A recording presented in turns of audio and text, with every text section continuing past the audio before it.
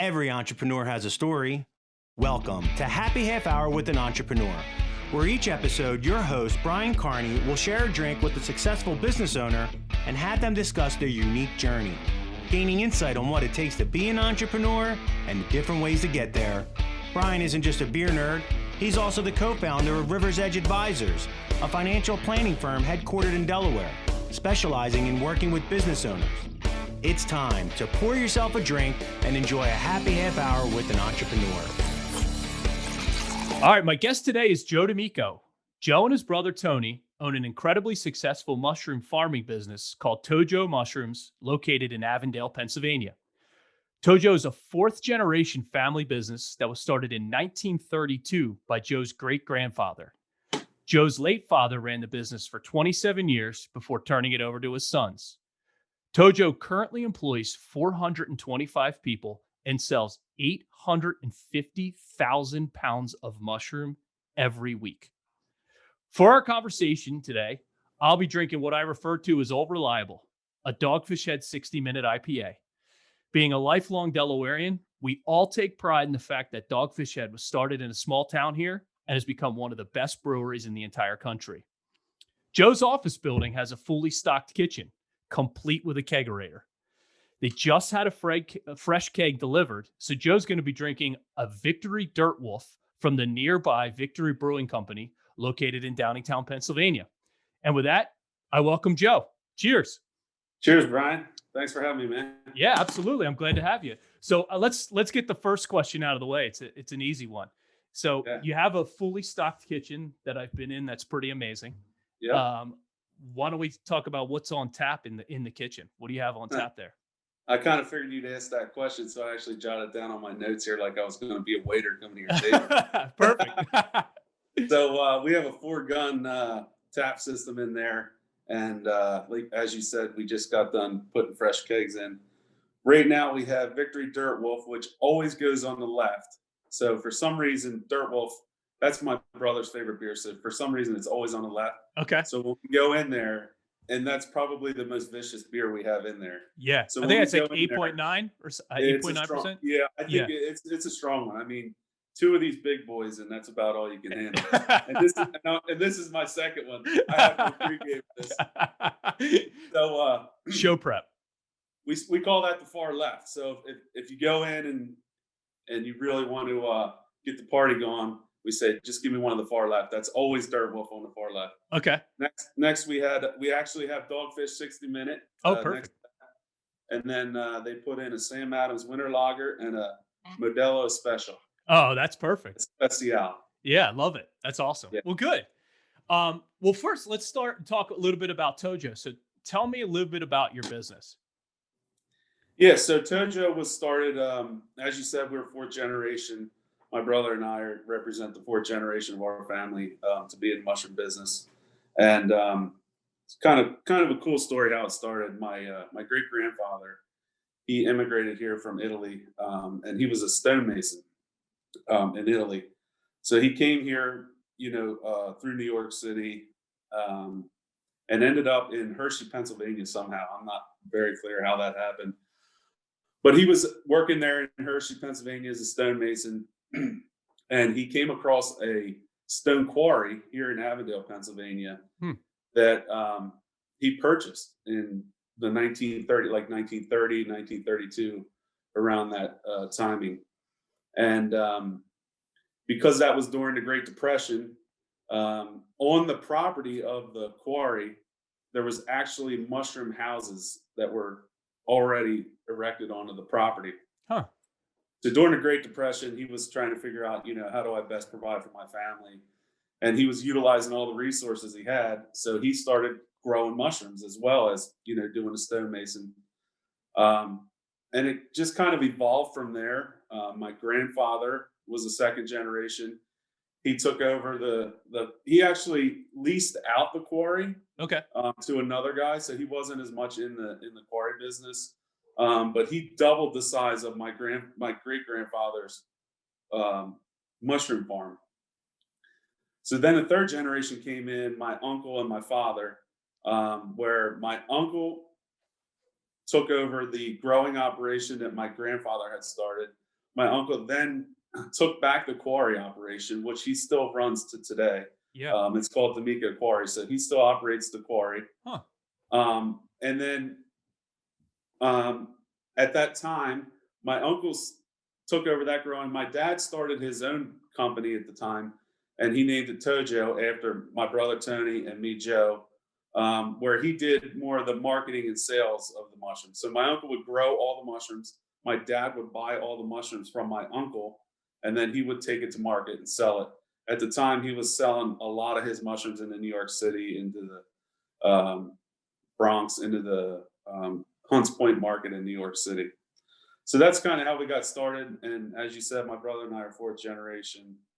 And we just continue to grow it from there. That's great. So your dad was sort of like in the distribution business and your uncle was in the growing business? 100, yeah. I mean, my uncle was fully immersed into the growing. I think at one point my dad tried to grow and he failed miserably at it. He's told me stories about, my dad told me stories before he passed about, him trying to grow. And it's funny because as we'll go along through the story here, you'll understand that I'm more into growing than anything. And my dad failed miserably at it. So I guess at the time he figured, he purchased the station wagon, and him and my mom, they just started a company where they said, we're gonna buy all the mushrooms from Johnny, who's my uncle, and we're gonna market them and sell them and try and make money that way. So that was the route that they went. And it ended up working perfectly. That's awesome. So to this day, my uncle is still a grower.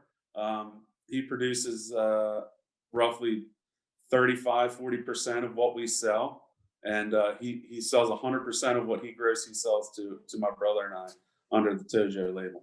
Oh, that's incredible. Yeah, it's still a full family business. So, was it a foregone conclusion that you were going to work in the family business, or was it something that you always wanted to do? Like, were you expected to do it, or were you excited to do it? I guess is the real question. Yeah, that's a great question. And that's a question that I get all the time. I was never ever once pushed into getting into the business. Actually, when I was in high school, I had zero intention to go to college. Like, I didn't even want to go to college. And my dad said, "Listen, here's the deal. I want you to go to college. You gotta offer to go to college and play on the football team.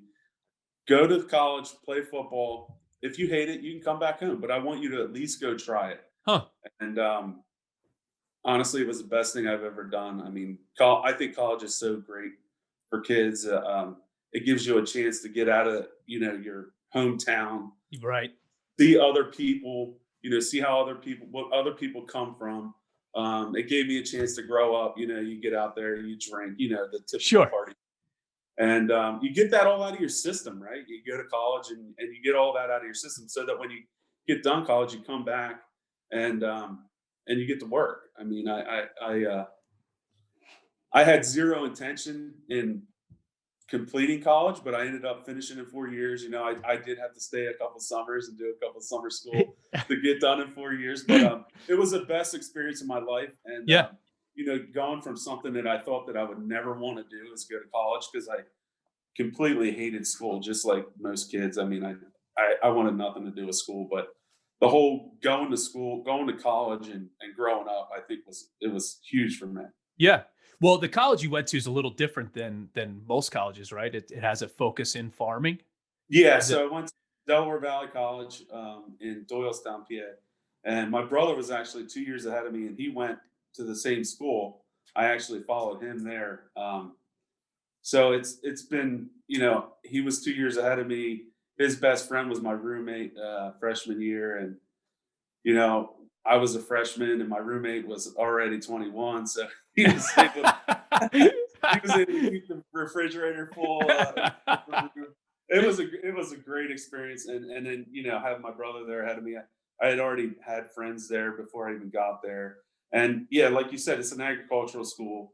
My brother was a food science major, and then I was just a business administration major. Okay. They did have an agribusiness program there, but I didn't go down that track because it was more focused towards crop farming and cattle farming and things like that. Yeah. And I didn't really think that it applied to me. I knew that where I was, and that's what I always told my dad. Like, I'm not going to go to college and learn how to grow mushrooms, Dad. Why do I need to go?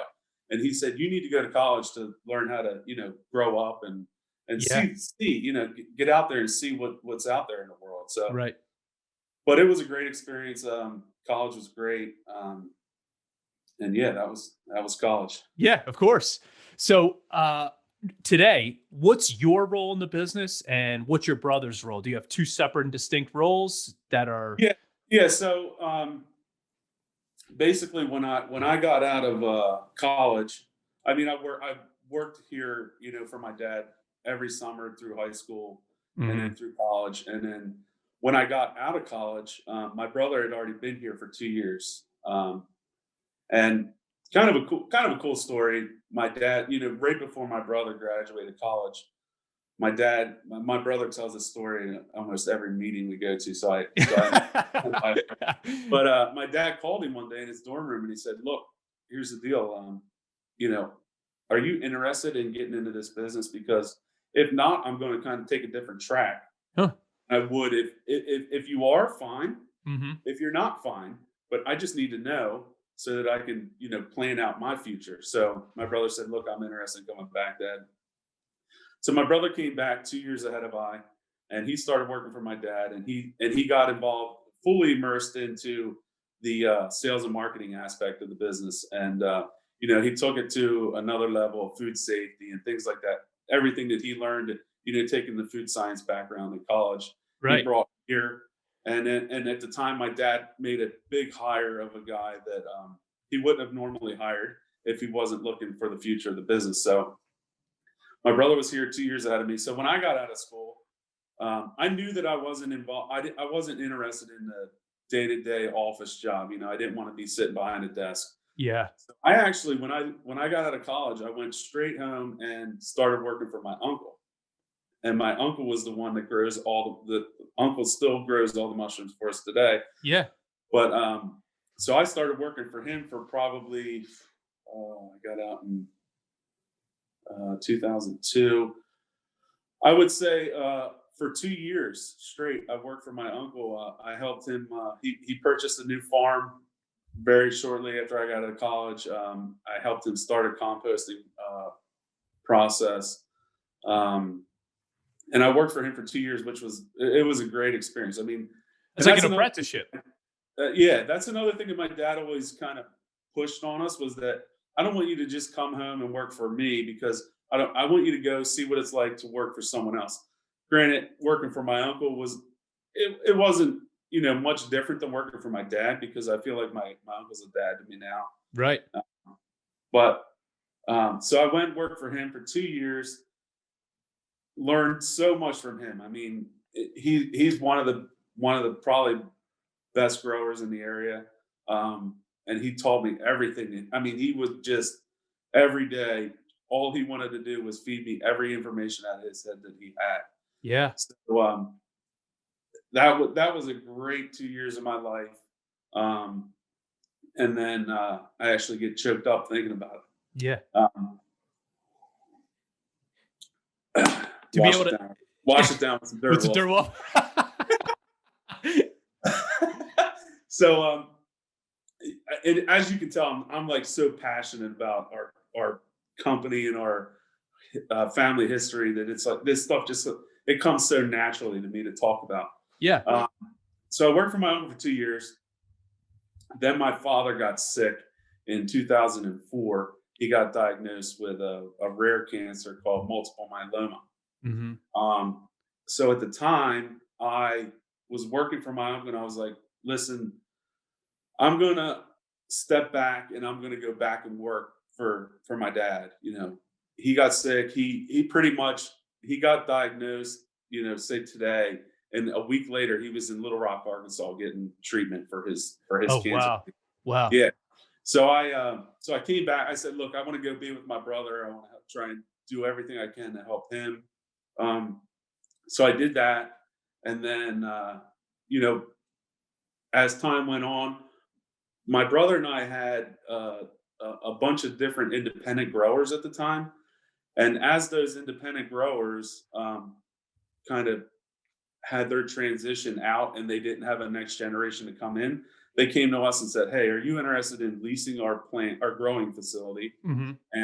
and running it as yourself?" So that's how, today my brother and I have a growing operation that represents about 50% of what we sell as well. So we have our own growing operation as well as my uncle's growing operation, as I spoke to earlier. Yeah. Um, and so as those opportunities presented themselves, my brother and I would take them over, and we were just kind of taking over farms little by little by little. Right. So when I came back and started working with my brother, that's what we started doing, was focusing on, the growers that we had that were growing for us that were no longer wanting to be in the business. We were taking those farms over so that because we were relying upon those mushrooms to come in every day. Yeah. So they went out of business and didn't sell us the mushrooms. We were out the mushrooms. Yeah. We had to find the mushrooms somewhere. So it was easier for us to take over their farm and to ensure that we had the product coming in. Oh, wow. Yeah. That's so difficult question, but was it always the plan for you and Tony to take over the business when you did, or was it sort of accelerated because your dad got sick and you were sort of pushed to the forefront? Yeah, super accelerated. My dad passed away when he was 52 years old. Wow. So, I was, when he got diagnosed, as I said, in 2004. So I was 2 years out of college Oh, when he geez. got diagnosed, and he died in 2009, which would put me at 29 years old. So Holy crap. we were super young. I was 29. My brother was 31 when my father passed away. So it was like, it was just it wasn't dumped on us because, as I said, he got diagnosed in 2004. So we had 5 years to actually, we did calls like this. We installed a screen in our conference room where we could talk to him and see him. So as we say, we had 5 years to kind of prepare for it. Right. You're never fully prepared, right? Yeah. But and then I'll probably talk about it later on. But he always had a tremendous team surrounding him. That was his probably greatest attribute, was his ability to surround himself with people that are just better. He would even say himself, "I want to surround myself with people that are better than me." Like, Right. not like I'm not trying to say that I'm the best. I want to have the best CFO. I want to have the best guy that understands the finances. I want to have the best operations guy. So that was his thing. And my brother and I kind of keep that mentality to this day. So that's a huge leadership example where you sort of say, that you saw from your dad, like, "Hey, I'm good at this, but not these other things. I want people that are smarter than me at those other things." 100%. I mean, that was my dad's biggest. I think that was his greatest attribute, was realizing, because a lot of business owners, they think that, hey, I'm the owner of the company and I should be able to control everything, right? Absolutely. He was the complete opposite. My dad was such a humble guy. He was always the one to say, if someone's better at me than something, then I want to have them on my team Yeah. to make me better. You know what I mean? Yep. And same thing with, people always say, "Oh, you sell your mushrooms to Acme, but it doesn't say ToJo on it." And my dad would always say, "It doesn't have to say my name on it. It has nothing to do with that." Yeah. I mean, it's not about, me. It's about the company and the betterment of the company. So That's actually, so you use the word humble, but I think a lot of businesses are sunk or have issues because of the owner's ego, and being able to see someone put their ego completely to the side and just want to do the best for the organization that's a huge lesson to be able to be learned. I think that's probably one of the most challenging thing, because Mhm. as being involved in business and being involved with business owners, a lot of owners are that type A personality where they want to be up front and center, and they want to be, the powerhouse, and that's fine. But at some point you have to understand that you need the people around you as well. Yeah, you have to set your ego aside for the greater good of the organization. 100%. Yeah. Yeah. Well, since you brought it up, let's talk a little bit about the team, because you go to your website, you can see that you guys are committed to building a fun, winning culture. Not the easiest thing to do with 425 employees. So talk a little bit about how you guys really focus on and ways that you strive to build that winning culture. Yeah. So it's kind of cool. Like your questions kind of all morph into each other here. But as unfortunate as it was that my father passed away at a young age, and he left the company to my brother and I at a young age, um, my brother and I were able to do things that maybe typically we wouldn't be able to do if our father was here, right? Because it's Right. the old school mentality. You Yeah. can't do that. You know what I mean? It was like there's no one here to tell us we can't do You're it. right. You know what I mean? It was guys that were working for us that kind of thought we were crazy at the time. Yeah. When we started on this culture experience that we have now, some of the guys that work for us kind of looked at us side-eyed and like, are you guys crazy, thinking this way? But eventually they bought onto it because they kind of understood where it was. But when it comes to culture, and I know your question is revolved around culture and how we do what we do. We always say, it's not something that can be copied per se. You know what I mean? It's culture it has to start from the top, Mhm. right? So my brother and I both firmly believe, and I give most of the credit to my brother because he's the one that really pushed this and pushed as hard as he could to create this culture. And I saw it and I was like, yeah, this makes sense. But it has to be from the top, and it has to go from the top down, and Mhm. you have to live it every day. Yeah. It's not something that I hear so many companies that say, "Oh, we want to change the culture of the company. Let's have a cupcake day." Like you can't just bring in cupcakes one day and expect to change the culture of the company, right? I Right. mean, you have to believe, the owners have to believe it, or the person at the top has to believe it. They have to live it, right? Mhm. You have to not only believe it, but live it every day in your actions, in the way that treat your employees. Yep. There's so many things that are come in the culture it's and the great thing about it is not everyone can do it, right? I Mhm. mean, I can if someone doesn't believe in it, I can tell them all day long what we do here, and they'll never be able to copy it because if you don't believe in it and live it every day, it doesn't go down, and that's the only way that I can describe how to, have good culture in your company. It's not having cupcakes once a month You or can't having fake it. a happy hour and throwing a case of beer in the conference room and saying, "Hey, let's have a beer together." Yeah. That's not it at all. Yeah. So talk a little bit about some of the events that you guys do So, for your employees. one of the things we did. I'm trying to think of how long it's been now, but we set out, and this was I'll give 100% of the credit to my brother. He said, "Here's what we need." We both kind of take responsibility for this. Here's what we need. We need a guy that's going to be our culture ambassador, and Oh, that was like something that was unheard of at the time, right? sure. I think it's probably been 4 years ago, maybe 5. We need a guy that's just going to be here and just be the guy to make sure everybody is happy. And you say that, but we really wanted that. Sure. It wasn't like we wanted to say, "Oh, everyone's happy to come to work." We wanted everyone to feel like they're a part of the family. They're happy to come to work every day. So he's like, we need a culture ambassador, and I was like, I got the perfect kid, right? So I knew this kid. I had met him a few times. He's a friend of the family. Spanish kid, fluent Spanish, like personality plus. Yeah.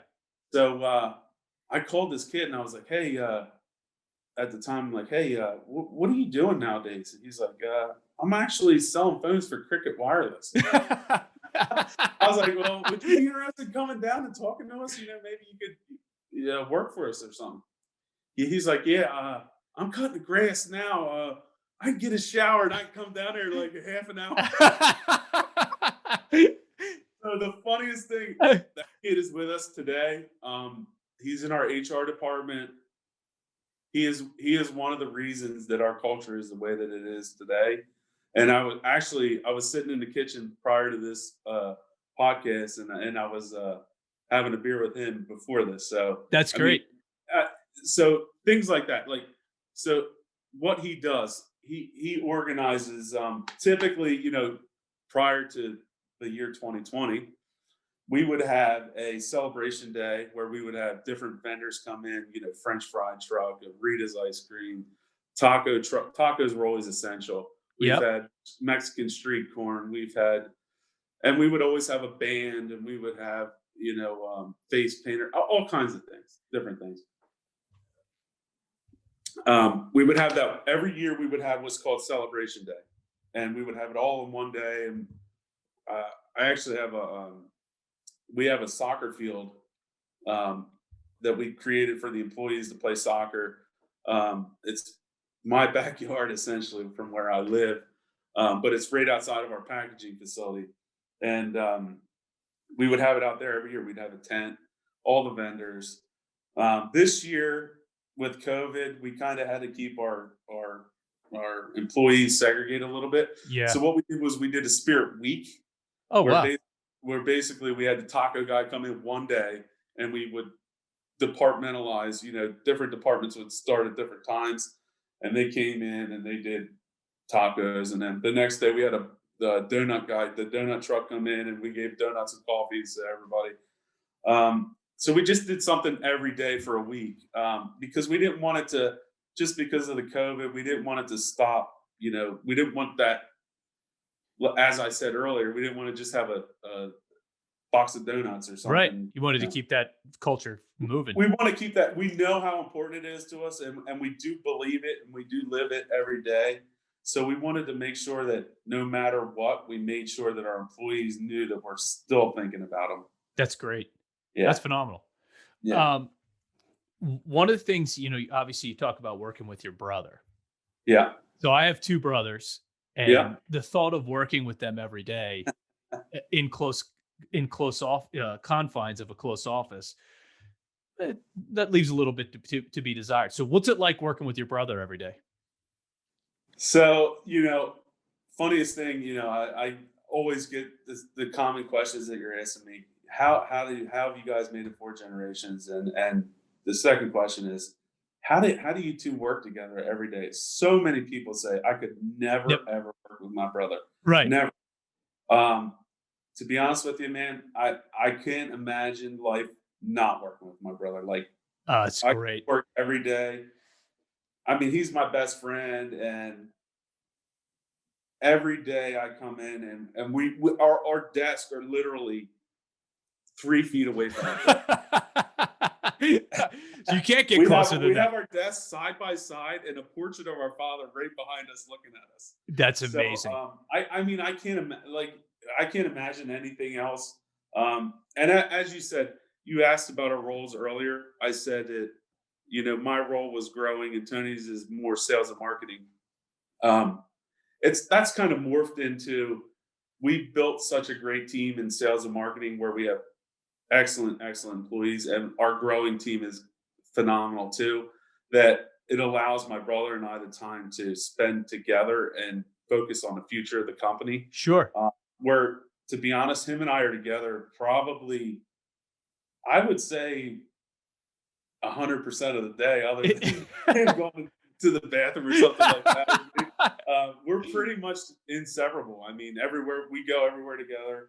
And it's just so great because there's always someone there, when a problem arises, no matter if it's in the growing, where it always comes to me. Yeah. He's always right next to me to make the decision with me. If it's a sales, problem, where the sales guy walks into our office, I'm sitting right next to him. So we typically make the decisions together. And I mean, we both have a mutual respect for each other that, it just works. I'm not sure how. Yeah. But we're together pretty much 100% of it every day. Well, that's great. And I could probably count on one hand how many times we've had a fight. So that's amazing. That's literally amazing to be able to say that. And I think that has a lot to do with our success, is the fact that we get along so well. Absolutely. Well, and same thing. I mean, it just comes down to respecting each other and making sure that, I respect your opinion, you respect my opinion, and that's how I think that's how it works. well, this brings up the ego part again, Yeah. where you're both able to set your ego aside and do the best thing for the organization. Yeah, and Uh, I think that's obviously a quality that was instilled in us from our dad. I mean, it's he was a humble guy. I yeah, think he kind of taught us that growing up. You know that you need to respect each other and make sure that your opinion may be one and his opinion may be another, but at the same point, you need to come together and make sure that the opinion is what's best for the company. So yep. That's great. yeah. Well, you said that people ask you two questions, so I already asked you the second one. So let me go back to the first one. So Okay. if you look at the statistics, Yeah.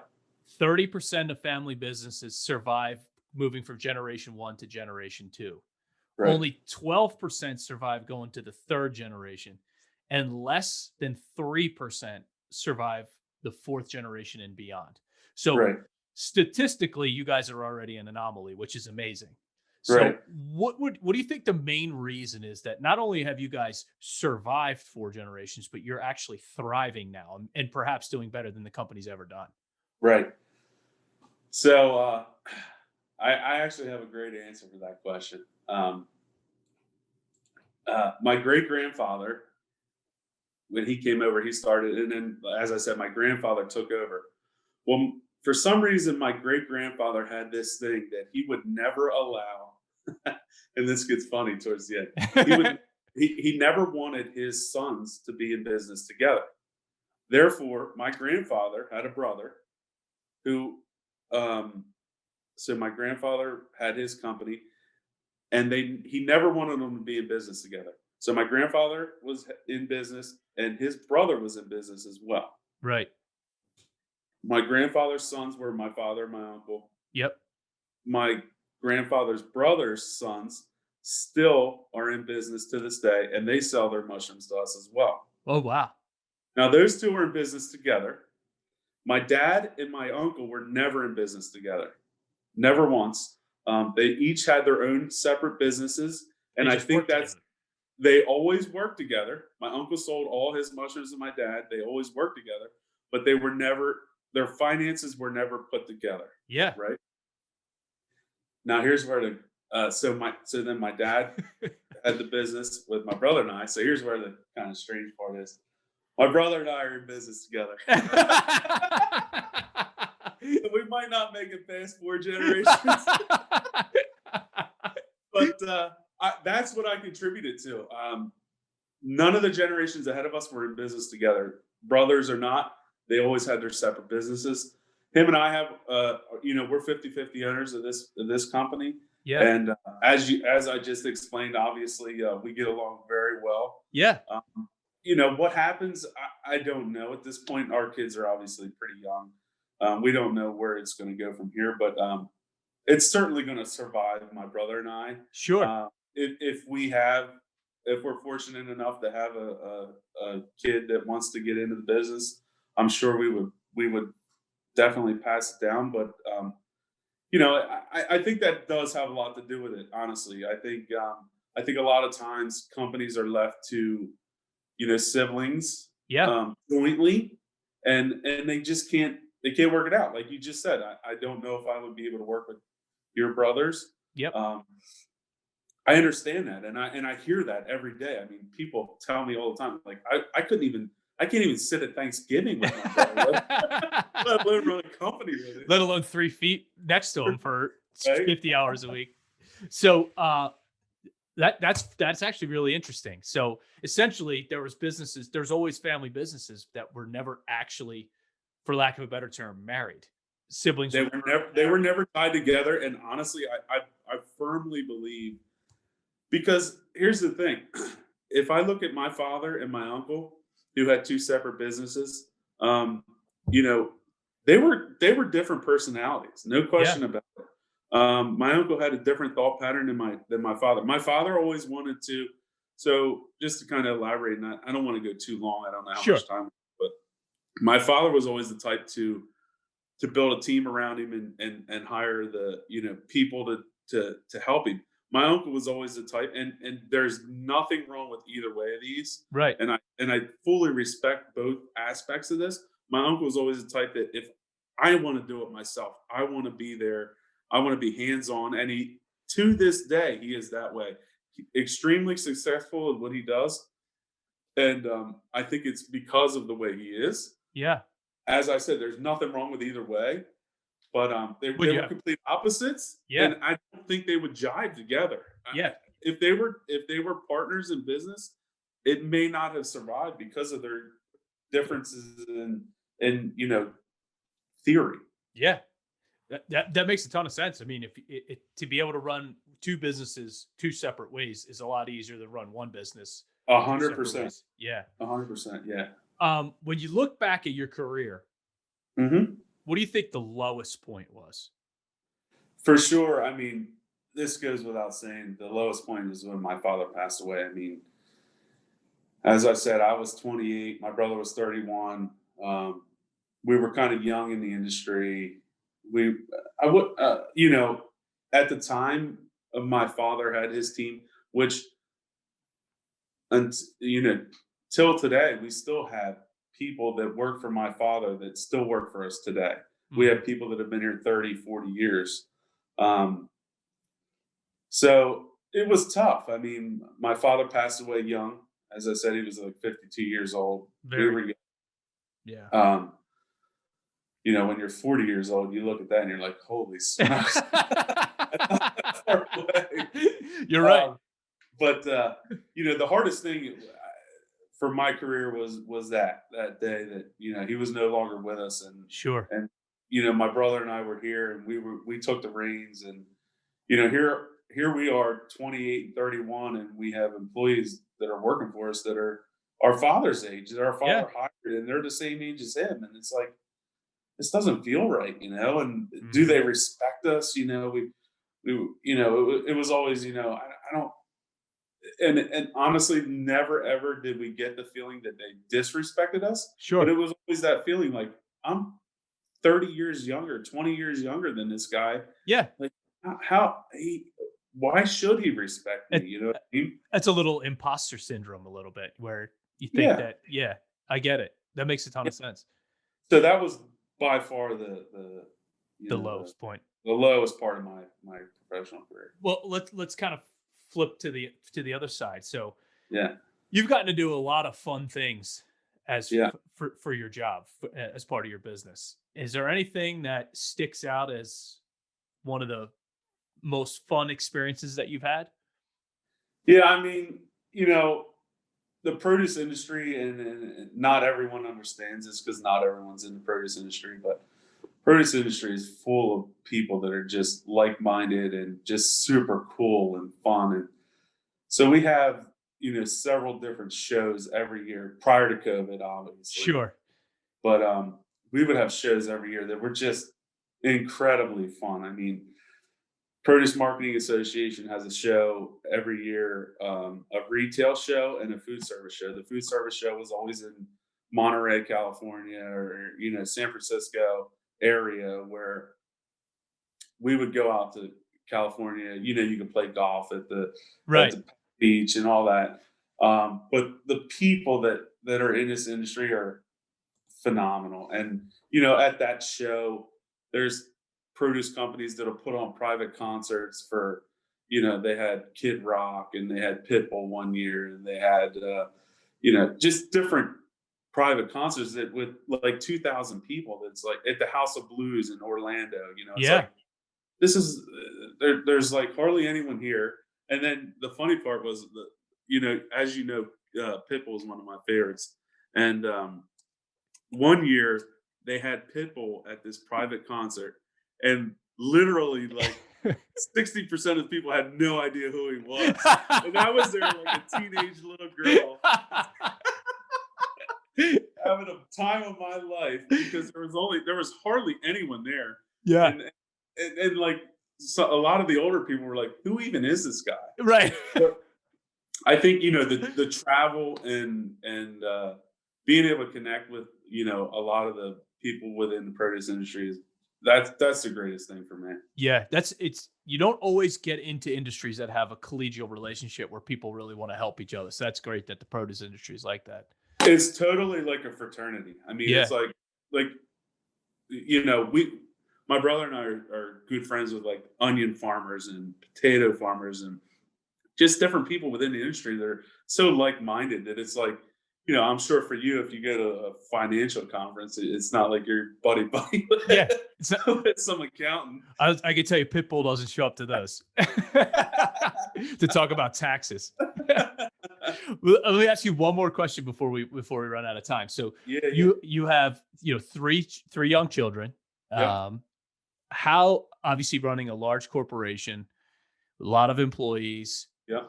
How do you maintain your work-life balance? Yeah. So, I mean, as you know, I'm divorced. So, my main focus is that the time that I have my kids, I am 100% focused on them. So pretty much when my kids are here, I'm not at work, with them.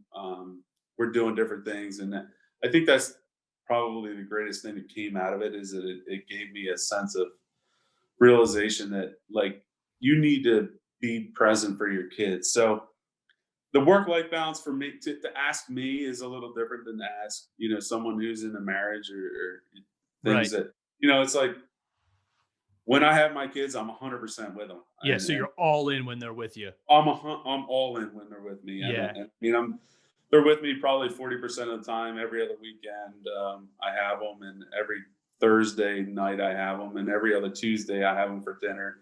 And it's just like, I know they're coming at 5, and I'm at my house at 4:45 waiting Ready for them. It's so great. No question. It's like, my brother's like, all right, you kids are coming over tonight. Like he knows that I'm out like at 4:45. Now, when they're not coming over, I may be here till 6:00, and we might be in the kitchen drinking beers. Or we might be down, talking about business. But he knows like the days that the kids are coming. He says, I know the kids are coming today, so I'm out of here, and I'm 100% focused on them, which it's been great for me. I mean, I feel that's important. So that's great. Being present is really difficult, so it's amazing. Yeah, I think that people that are married maybe don't understand the importance of that, is being present when you are with your kids, like being super focused on the fact that they want you there. I mean, and that's easy to look beyond. You know what I mean? When you go home, you're tired from work, you go home, and it's like, so fortunately for me, when I know my kids are coming, I know that I'm going to be 100% with them, and I'm focused on them and only them. So that's great. Well, good. Well, thanks so much for your time today. I absolutely enjoyed it. It was a great conversation. And if you'd like more information about Joe's business and to see how much fun they have at work, or to get some great recipes, visit their website at ToJo.com. And the next time you're in the grocery store, make sure you pick up some ToJo mushrooms. Thanks again, Joe. Cheers. All right, Brian. Cheers. Thanks, brother. Thank you for listening to Happy Half Hour with an Entrepreneur, sponsored by River's Edge Advisors. For more information on how River's Edge Advisors can help you, visit their website at riversedgeadvisors.com. If you'd like to connect with Brian Carney for business advice or just to share a beer, follow him on Instagram at riversedgeadvisors_LLC.